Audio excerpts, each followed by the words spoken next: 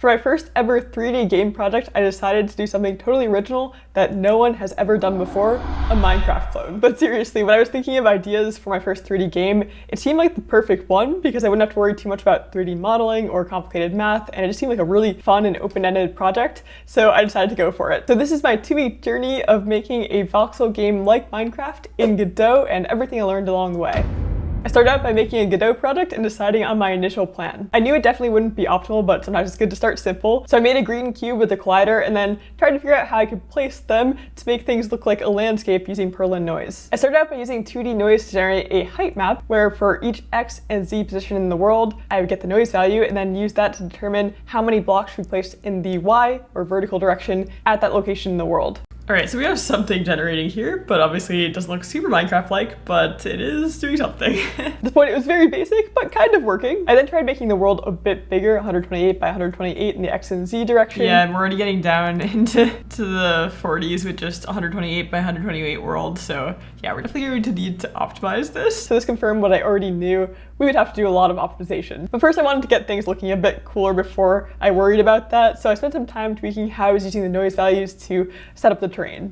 Okay, that's looking more interesting. But it was quite laggy. I even tried quickly adding some 3D noise to try to make caves, but it wasn't working like I expected. It'll look kind of cool, so I switched back to 2D noise for now. You know, I should be able to slightly optimize this as is by removing blocks that are not actually visible. So right now it's generating them all inside there, so there's like a ton. To make this and future optimization easier, I decided to now break down my world generation into 2 different steps, the world data generation and then the actual rendering of the world. So this now looks the same as it did before, but now I have the data separate from the actual generation of the mesh, so I should be able to actually optimize this now. And then I was able to add the optimization of not showing blocks that were fully covered by other blocks. Now if I go in here, it's empty. And this actually improved things quite a bit already, went from 30 to 60 FPS with the current world size I had. So that's a pretty good optimization on its own, actually. Although when I increased the world to be way bigger, it was still 10 FPS. So right now the FPS of this world is 10 and it's also drawing 417,000 objects.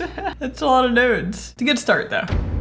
Then I started looking into how I could actually generate my own mesh instead of using Godot's built-in meshes, because this would allow me to generate one mesh for the entire world and add one collider to it instead of having thousands of cubes and thousands of colliders. But to do that, I actually have to figure out how to generate meshes, which I haven't done before. I knew eventually I would also want smaller chunks for the world instead of just one big mesh, but that would come later. I think surface tool is what I want. I found that Godot provides a surface tool class, which makes it easy to create your own meshes by specifying vertices and UVs and normals. So I set out to figure out how to just generate one single cube mesh myself using surface tool. I spent some time here just researching how meshes work, and I found some articles about how you can generate cube meshes in general. Meshes are entirely constructed of triangles, so each face in a cube consists of 2 triangles. I know what I'm doing, but I can probably just kind of guess here. I need to draw the other triangles to make a quad. Applying this knowledge, I was able to get a cube face rendering and I was pretty excited. Is that a face of a cube? I think it is. And then I got the full cube rendering, but with some issues, it looked kind of like soft and weird, and I wasn't sure why. Maybe I need to manually assign the normals. And once I did that, it fixed the issue and my cube looked like the default one in Godot. Oh, nice. It's working.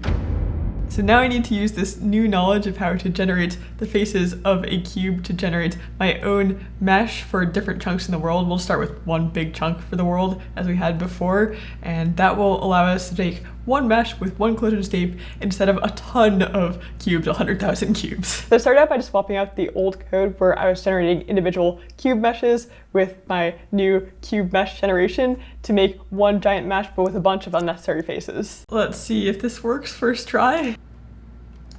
Oh, it might have. That like never happens. Immediately there was a huge performance increase. Wow, okay, now this is 60 FPS without even removing unnecessary faces that are, you know, in between cubes here. That's impressive. I then added a collision shape to the constructed mesh, and that was also fine. So this can be optimized even a bit further now by just not rendering faces when they're connected to other cubes. So like, for example, on this cube here, this face on this side is being rendered even though it's connected to another cube. So I added some logic to only render faces that weren't next to other faces, and that improved the mesh a lot. I wasn't 100% sure if things were working or not when I was going inside the mesh, but it seemed like it generally was. All right, I think this is looking good. Nice. And I wanted to set up a player controller so you could actually walk around the world. This wasn't too hard to get working, and it was fun to actually feel like I was in my game. This is coming along. Now I really want to add textures to this game so that it looks a bit more interesting. I haven't actually textured 3D meshes before, but I kind of have an idea of how I might do it. I think what I first need to do is create a texture atlas that will just be one image that stores every single face texture I want for my cubes. And then I think I need to assign that texture somehow to the overall chunk mesh. I made some tile textures in Aseprite for grass, stone, and dirt, and put them in one single image. Then I spent some time figuring out how to set the UVs correctly for each vertex in the mesh to pull from the correct location in the texture atlas. Okay, I think it's working. That's pretty cool. Let's just try to add some stone and dirt in as well based on noise. Got this working and the game was starting to look a lot better. Honestly, this is looking pretty good. I'm really happy with the progress I made today. I did, however, notice a weird green tint in the distance, and I wasn't sure what was going on. I don't know why things look green though, that direction. This would become a problem for me the next day, but for now, I was happy with my progress. I started out by investigating the mysterious green glow in the distance. Yeah, it's like everything turns green when you get far away. Since I had never worked in 3D before, it wasn't immediately obvious to me what was going on. But it's the MIP map thing? Oh, so it is the MIP map thing, I guess? MIP maps are used to lower the resolution of textures that are far away in the distance to make things perform better and look better. But in my case, it was resulting in some weird side effects. Things in the distance are turning green because it's blending from the overall texture atlas, which has a lot of green in it, and it's making stuff in the distance look green. I assume that's what's happening, don't know how to fix it. I spent a long time researching how to fix this, but I couldn't really find much information about fixing it in Godot specifically. It seems like I could maybe create my own custom MIP maps somehow, or I could potentially not use a texture atlas, instead use something called a texture array, but still investigating. Found out about texture arrays, which seemed really useful because they're another way to store multiple images as one texture, but they're kind of separated, so the MIP maps would be generated separately and it wouldn't have the side effect, but I couldn't figure out if I could use them in Godot. I think using a texture array could really help me, but it's unclear to me if it really supports it. Documentation on this is very light. I eventually figured out that I could use a texture 2D array, but only through a shader material. Shaders are still a bit scary for me, but I decided to try to go for it, and I was able to get it so that I could apply one of the block face textures to my mesh, but I wasn't sure how to specify which one should be on which faces. So my thought here is maybe I can use whatever this UV2 property is to set what the index should be into the texture array. No idea if this is the correct way to do this, but it might work. Okay, this works. That would be pretty crazy. Oh, did it work? I think it's working. There's no more green in the distance. Did I do it? I think I might have. That was a lot of work. But no more green tint. Then I started messing around with noise values and 3D noise again. I experimented with some different noise values and added a second noise for cave generation so I could tweak them separately if I wanted. I ended up not leaving this in for now though. So I think I still have some work to do with figuring out how I want the noise to look and how I want the world and terrain to actually look. But I think what I want to do now is actually implement chunking of some sort so that I can actually implement adding and removing blocks without having to do 3 seconds of calculation every time I change the mesh. So I think it's time. It doesn't even have to be like an infinite map at first. I could just, split the current map I have into multiple chunks, and that will make it easier to add and remove blocks. Most voxel games break the world down into smaller chunks of something like 16 by 16 by 16 blocks so that you can load in parts of the world infinitely as you move around, and also so that certain things are more practical, like adding and removing blocks to the world, because if you have one big mesh, you might have to regenerate the entire mesh, but if you have a smaller chunk, you just have to regenerate that small part. As far as I know, Minecraft only does chunks in the X and Z directions, not in the vertical direction, so they have a larger chunk size in the vertical direction, but I kind of wanted to do infinite vertical chunks as well, so that was my goal. I started trying to implement this, but I was pretty tired and kind of struggling to understand my own code, so I got something sort of working, but definitely not correctly. So I'm tired because I somehow forgot about a whole dimension in 3D. I just wrote some really messy code here. Maybe I should just come back to this tomorrow. Sometimes it's easier with a fresh perspective, but have some sort of chunk thing working. I Started out by just entirely redoing my chunking code from the previous night. I decided to make a new class, a chunk, to represent each chunk in the world, and the chunk class will be responsible for managing its data based on noise and mesh construction. Then in the world script, I just initialized each chunk based on the number of chunks I want in each direction in the world, and then give that chunk a position in the world. Adding vertical chunks made things a bit more tricky to figure out because I had to think about how I could specify where different levels of things would be, so like stone, dirt, grass, where they would start and end, and also how to combine height across chunks. And I spent a bunch of time here working on that, but eventually I got it working and had some nice chunks generating. I think it's working. I think I very much overcomplicated this, but now this is working. This is 16 different chunks, and below a certain level we just get rock. All right. Finally. We do have some extra geometry between chunks here, but I don't think it's a huge deal. Maybe I will fix that later, but for now, this is working pretty well. Then I decided to add back in 3D noise to get some caves. I made it so that this would only happen around ground level and lower, so that caves would be in areas that kind of made sense. I mean, it's pretty cool. I'm liking how this is working out. Then I started working on adding the ability to add and remove blocks. I know I need a raycast, but then I don't know how to translate that into figure out what block placement they're actually looking at. With the raycast, I was able to get the collisions position in the world, but I needed to translate this into an actual block position in the voxel grid. So how do we take this information and then modify the correct part in the block mesh? I realized I needed to use the normal of the collision to help me get the center coordinate of the block that the player is looking at. So now we have, I think, unique coordinates for every block that show up regardless of where you click on the block, but now I still need to figure out what chunk the block is in and then convert these coordinates to like local block coordinates. It took me a bit to figure out how to do this, but I eventually got it. I was able to get the appropriate chunk and then position within that chunk based on where the player clicks. Then once I had the block position the player was targeting, I was able to just update the data for that chunk and re-render the mesh to remove the block at the correct location. All right, so if I click this block, it should go away. No. Wait, that one worked. What? And the collision shapes are still there even though the block's going away. Well, this is kind of working. I think I did the hard part, but I think there's just a few small issues I need to sort out with how my mesh is being constructed. And I think that's kind of what's going wrong here, but I think I'll go back to it tomorrow because it's almost 1 a.m. so I want to take a break. I started out by trying to fix my block removal code. It looks like the blocks on the border aren't being selected correctly, so it's probably an off by 1 error. Let's not subtract 1 here and do floor instead of seal. Okay, it seems like this is working. I wrote this code when I was really tired at night, so makes sense. We have some errors. So now I need to figure out how to actually regenerate the mesh so that the collision shape actually changes. Turns out it looked like it wasn't updating because the built-in function I was using, create try match collision shape, was actually just adding more collision shapes to the children every time I called it, and the old ones were never getting removed, so I fixed that. Okay, that appears to work. And then it seemed like everything was working with removal, so I started working on placing blocks. Placing blocks is a little bit more complicated than removing blocks because instead of just adding a block exactly where the player clicks, you need to add that block in 1 unit towards the collision normal. I think it's working. That's pretty cool.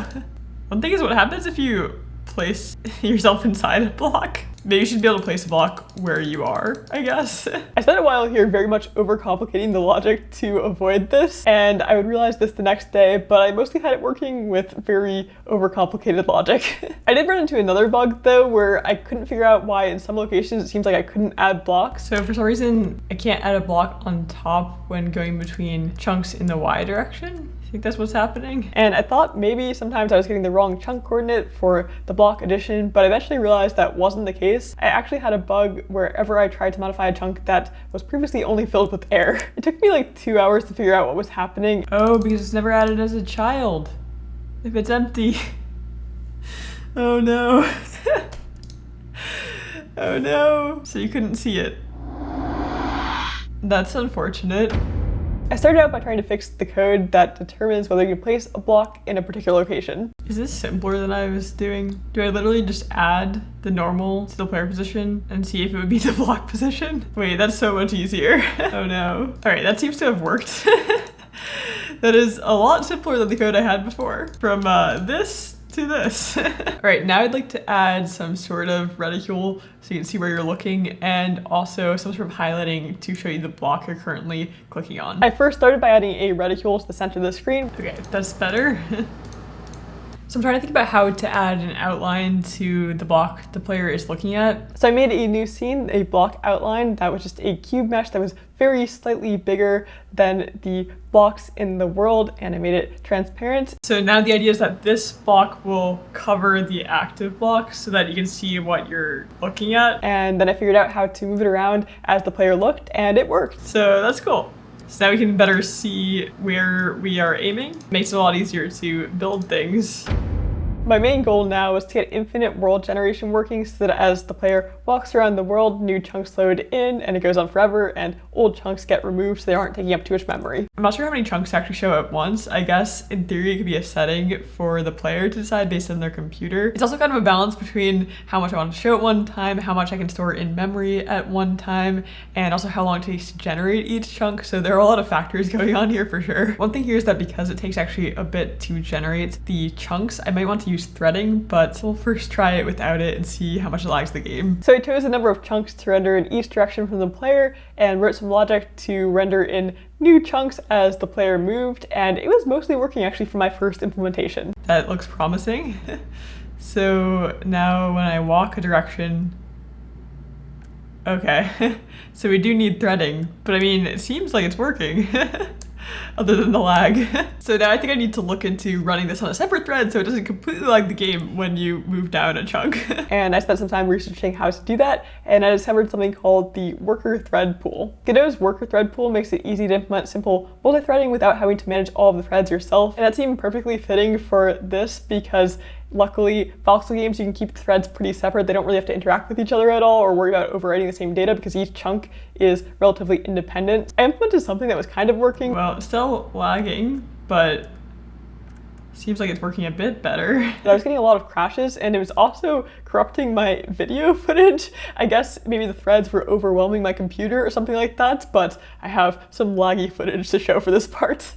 Godot's docs did mention that not every Godot API is thread safe, so I figured my problem was probably something to do with the mesh generation code being called on a thread. I'm not really sure what's going on here because I don't think I'm accessing shared resources across the different threads, but I guess I must be because it seems like some sort of race condition causing things to fail sometimes. I think I might have to come back to this tomorrow though because my brain doesn't feel like it's working so well anymore. At this point, I decided to restart my threading code from scratch and just avoid calling any Godot APIs on the threads to avoid any potential issues. I decided to switch back to just using one additional thread first to make sure I was getting that working without crashes before switching back to the worker thread pool. I thought maybe the crashes could be due to using the service tool APIs on the thread, so I decided to try switching to array mesh, which is much simpler, and I could just put the actual mesh generation logic in the final step that's call deferred outside of the thread.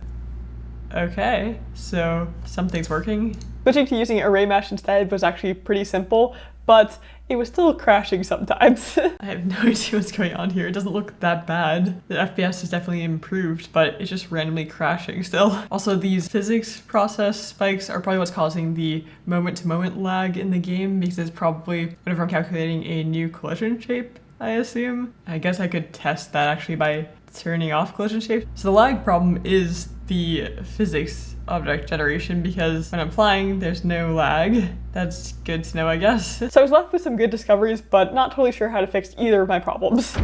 I realized I was able to consistently trigger the crashes by quickly falling through the world and therefore generating more chunks faster. From this, I was able to figure out that the crash was actually due to me removing old chunks from the scene while the worker thread was still expecting that they would exist. So I guess the problem is that if I've kicked off a call to render a chunk, but then in the middle of that call I go out of range, and then the chunk gets queue freed, that's causing a crash, I guess, something like that. So I fixed that, and finally there were no more crashes with the threading. All right, this is working much better, but now we need to figure out how to get the collision shapes working without super lagging the game. Luckily, because I had already converted to array mesh, which was maybe unnecessary to fix the crash, I actually had a very convenient way to make a collision shape without any extra work just by using the vertices array from the array mesh. Oh, yes. That's literally all I had to do. Now it's not lagging. Yes! Finally! Wow, this took a lot longer than I was hoping. And then I was able to quickly switch back to a worker thread pool to get the chunk generation running in parallel so it would go faster. Now this was great, but the problem now was that if you're walking around the world, you would see the chunks popping in the distance, so I wanted to figure out a way to hide that. I started playing around with the built-in fog in Godot's world environment, and I tried to see if I could get it to do what I wanted, but I was having trouble because I couldn't set a minimum distance where the fog would start from the player, and that was making it difficult to accurately cover up the chunks that were popping in. I really only want the fog a certain distance from the player, so I think I need to figure out how to do that. Funnily, I think this feature was actually just added in a new version of Godot that just came out, but I didn't have that at the time. So instead I tried using volumetric fog, but hiding it in an area around the player. So now there's no fog nearby, only in the distance. This is looking pretty cool. I think I'm in some weird world right now in this cave. The caves don't super make sense, but yeah, this is pretty cool. That looked pretty cool, but it was still hard to configure to definitely cover the chunks rendering the distance without making it look too thick nearby. And I also wasn't sure if it would be too heavy on computers performance-wise, so I wasn't sure what to do. I started researching instead making my own custom fog shader so I could set a distance where the fog would start, and I decided I would try to do something like that the next day. I spent some more time here researching how to make a fog shader. The Godot docs describe a way to use a quad to set up a full screen shader that has access to the depth texture from the screen. The idea, I think, is that you can blend between the screen color and the fog color depending on how far away from the camera you are, and that should give us a cutoff where you can't see anything in the distance. So I kind of get the idea, even though I don't totally understand all the math here. So I pieced some things together, asked AI for some help as well, and got a fog shader kind of working, kind of doing what I wanted. The problem with my fog shader was that it would completely cover the whole sky as well to make sure that the color of the sky matched the fog in the distance, so it looks like everything is blending into the sky, but that would mean that I couldn't have a visible sun or clouds or really anything interesting going on in the sky. It would be better if I could figure out how to blend the color and the distance into the sky without rendering over the sky. It also is pretty weird that like when you go underground, it's like bright blue. So I tried to figure out how to make it black instead, and I came up with a kind of hacky solution. I still need to figure out what to do here, but I mean, this is looking better at least, but it's not very sound. But it has some problems, but I decided to leave it for now. If I wanted the distance fog to blend nicely into the sky without covering the sky, then I needed a way to get the color of the sky at each location on the screen, but without just reading it from the screen because the mesh of the land would block the sky, so I couldn't just read the colors in the shader. So I realized there were two main options for me here to get this working. I could either render the sky to a skybox texture and then read from that in the fog shader to get the appropriate color at any location in the distance, or I could create the sky with a custom sky shader and then copy paste the logic that determines the colors for the sky shader into the fog shader so I can get the correct color at any location on the screen. I didn't love the idea of copy pasting the code in two places, but it seemed like the simpler option to get started, so I went with that one. I found a simple but nice looking sky shader on Godot shaders, so I added that as my sky and I copied the color logic into my fog shader and it just worked. Oh wait, did that actually work? So now in theory I could put things in the sky and they should show up. It's very trippy colors. Alright, this is looking pretty good. I now decided I wanted to add a day-night cycle to make the world look a bit more interesting and dynamic. In Godot, sky shaders have access to directional lights in the scene, so you can use those lights to position the sun or a moon. So in addition to the sun directional light, I added in a moon. I then made a sky manager class to control the rotation of the sun and moon and rotate them around the world over time. Okay, that's kind of cool. Then I wrote some code that would change the colors of the sky based on the position of the sun as it moves around and lurk between day, sunset, and night colors. This gave it a pretty cool effect. I noticed a weird issue here with the shadows being shaky as the sun moved. I mean, it's pretty cool. Why the shadows are shaking so much. But I decided to come back to it the next day. I started out by trying to figure out why the shadows were so weird. I tried a bunch of different things, but nothing seemed to be improving the issue. After a bunch of research, I found a very similar issue on GitHub. This looks like this is my problem. And there was a response with some recommendations. I don't totally understand the problem here, but the response was saying that it's due to the voxel grid aligning exactly with the shadow map or something like that, causing this stair-stepping effect. And to fix it, they recommended rotating the light in the Z direction, but that would result in shimmering, so you'd have to add blur. And I did try that. It did make things a bit less bad, but there was a lot of shimmering and I had to increase the blur a lot, and it isn't great. Okay, you know what? This is probably fine for now. It's not ideal. Like, this looks fine, but the performance might be pretty bad, but I guess that's okay. This is a tricky problem, I think. And at least I'm aware kind of what's happening. I then made the day-night cycle based on time, so I could just set the number of seconds I wanted in a day to make things a bit more configurable. Let's make the day cycle 10 minutes long. At this point, I felt like I had accomplished a lot, and I'd also recorded a lot. I had like 70 plus hours of footage already, so I was beginning to really feel like I needed to call it soon for this video because it would take me like years to edit otherwise, but I decided to try to add one more fun thing. I wanted to try adding a bird companion that would follow you around as you move around the world. I first tried adding in my 2D bird from my desktop pet to see how that would look and just have it in the 3D world but rotate to always face you. Let's see if it... Oh my god. Okay. That's bad, but just accidentally made a horror game. But I didn't love how that was feeling. So instead I decided to try to make a 3D bird model with my very beginner 3D modeling skills. I kind of am thinking maybe I should try to make something in Blender, but this is probably a bad idea because I wanted to finish this project like today. This was tricky for me because even though I've followed some Blender tutorials, I've never really tried to make something on my own, so I didn't really know what I was doing. But I did make something. Wow, this is amazing. Then I also had to figure out how to rig and animate the bird so I could make it move around in the game, and I got that working too. And then I exported my amazing, totally not creepy looking bird into Godot. I set it up in the game and started trying to make it follow the player. That looks a little bit terrifying.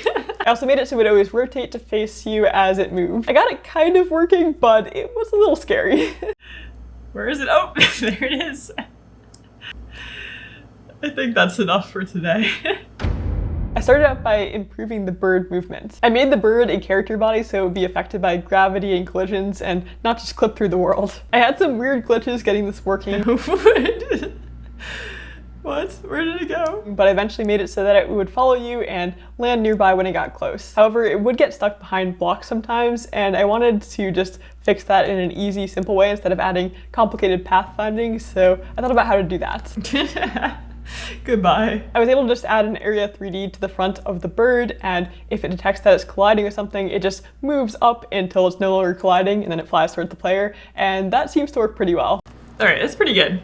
Then I added in some simple sound effects for placing and moving blocks, walking, the bird flying, and then some nice background music, and then I decided that for now, I was done. Alright, well there is a lot more I'd like to add to this, but I think that for this video, I am done. I'm pretty happy with my progress on this. I've learned so much, and I started not even doing anything basically about 3D game making or mesh generation or anything like that, and now I feel like I have a lot better understanding of it, so I think we've made a lot of good progress. So this is the final project. I think it turned out really well, and I learned so much from this project, probably the most I've learned from any project so far. I have so many ideas for things I'd like to add to this, like water, trees, better mining and inventory system, biomes, enemies, crafting, so many things. And I think that's kind of the beauty about making a game like this. There are just so many creative things you can do, and there's really no limit to what you can make. If you'd like to try it out, I have this version up on itch.io